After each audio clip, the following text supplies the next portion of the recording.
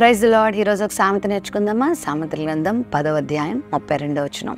నీతిమంతుని పెదవులు ఉపయుక్తములైన సంగతులు పలుకును, భక్తిహీనుల నోట మూర్ఖపు మాటలు వచ్చును. మనం నీతిమంతులమా భక్తిహీనులమా అనే విషయం మన పెదాలే చెప్తాయి, అంటే మన మాటలే చెప్తాయి. నీతిగా జీవించేవారు ఉపయోగకరమైన మాటలు మాట్లాడతారు. అవి నిరుపయోగమైతే, అవి కష్టతరమైనవైతే, అవి ఇబ్బందికరమైనవైతే, అవి ఇతరులకు ప్రయోజనకరం కావు సరికదా, అవి నష్టం కలిగించేవైతే నీతిమంతులు మాట్లాడరు. వారి మాటలు ఆచితూచి మాట్లాడతారు. మేలుకరమైన మాటలే మాట్లాడతారు. వ్యంగ్యంగా, అపహాస్యంగా, బాధాకరంగా, ఇబ్బందికరంగా మాట్లాడరు. భక్తిని నోట్ల నుండి అయితే మూర్ఖపు మాటలే వస్తాయి, ఒక్క మంచి మాట కూడా రాదు. అంటే మన నోటి మాటలను బట్టే మనం భక్తిహీనులమా నీతిమంతులమా అనేది తేలిపోతుంది. మరి నువ్వు ఎలాంటి మాటలు మాట్లాడుతున్నావు?